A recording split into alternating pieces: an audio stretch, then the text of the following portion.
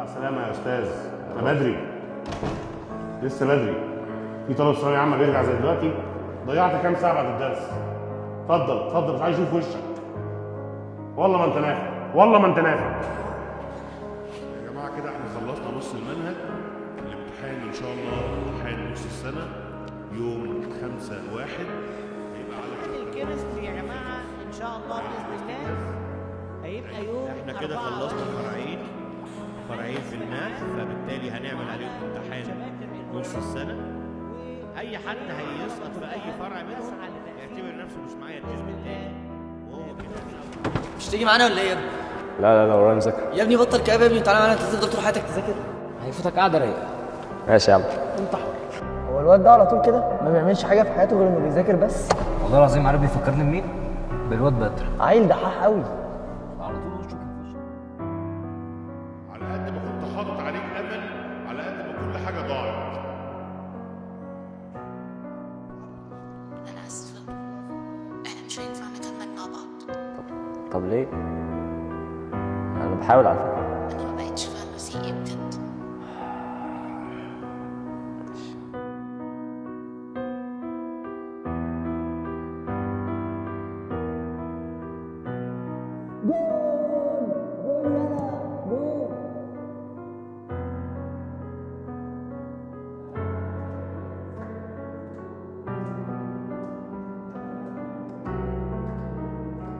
وانا يا اسطى على حصص كتير متراكمة في 12 ساعة و 13 ساعة. هو بيعمل معانا كده ليه؟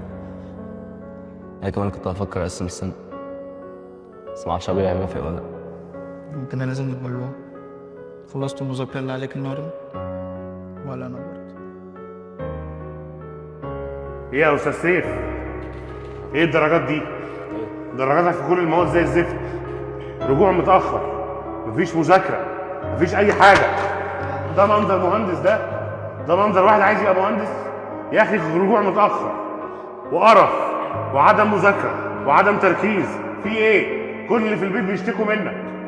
مستحيل توصل للي أنت عايزه بالطريقة دي. بالمنظر ده كل جنيه بتعب فيه بيترمي على الأرض. فقدان للشغف، فاقد لأعز حد ليك، عليك حصص كتير متراكمة، أهلك ضاغطين عليك، المدرسين ضاغطين عليك، حلمك قدامك وانت شايفه بيضيع. كل دي مشاكل بتقابلنا في التوقيت ده من السنة. وفي ديسمبر النهاردة 9 ليلا التلات قررت أغير كل أفكار اللي فات. فكرة إن الحلم ممكن يختفي قد إيه كانت كفكرة مسيطرة جدا عليا. كل ليلة والدموع ساكنة في عينيا. كان لازم أقفل كل ده. صاحبنا جاب ورقة وقلم وقعد وقسم الورقة نصين وكتب في الجزء اليمين كل حاجة هو ذاكرها قبل كده، وكتب في النص الشمال كل شيء متراكم عليه. ابتدى يفهم إن لازم مع كل حصة جديدة أذاكر لنفس المادة حصتين قدام في نفس الأسبوع. ركز إن الشهور اللي جاية هي أهم شهور، وهي شهور الحسم. هي دي الشهور اللي بيسموها ثانوية عامة. أول 4-5 شهور بيبقوا تعارف ودول عدوا خلاص. اللي جاي صدقني هو الأهم وهو اللي بيوصل حد لحلمه أو لأ. عندك أسبوع نص السنة ممكن تستغله كويس جدا.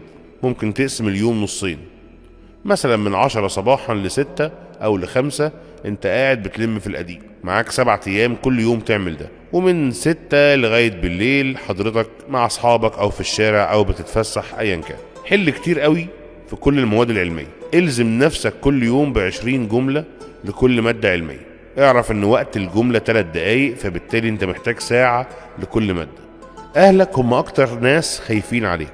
اكتر حد في الدنيا عايزك احسن منهم هم اهلك، ولكن المشكلة في الطريقة.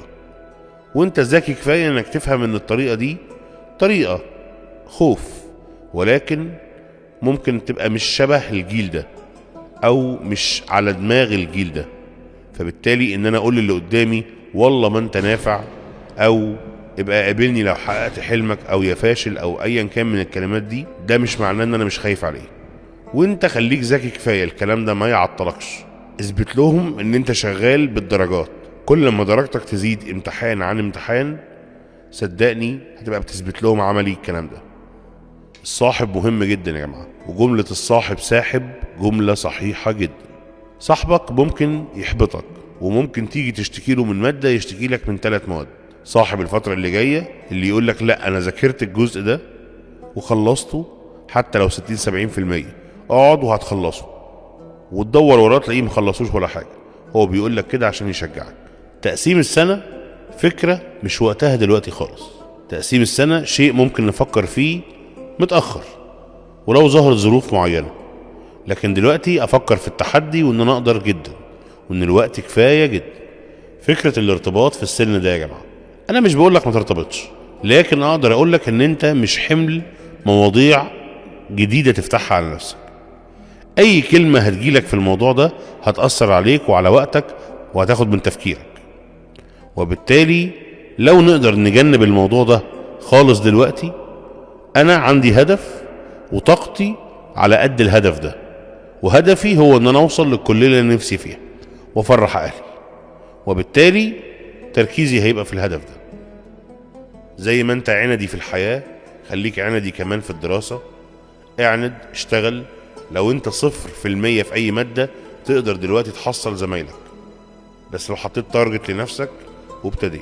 لكن اي انهزامية او اي حد يقول لك مش هتلحق او خلاص او احنا خدنا حاجات كتير، صدقني صدق قدراتك وابدأ وقول بسم الله. واليوتيوب عليه كل حاجة وعليه كل المواد وعليه كل حاجة انت محتاجها، لكن محتاج بس حد يحط خطة ويقعد، ودي اهم حاجة. في اي سباق للتتابع بيحطوا اي حد في الاول، بس بيحطوا اميز ناس واسرع ناس في اخر 2-3 والعبرة بالخواتيم.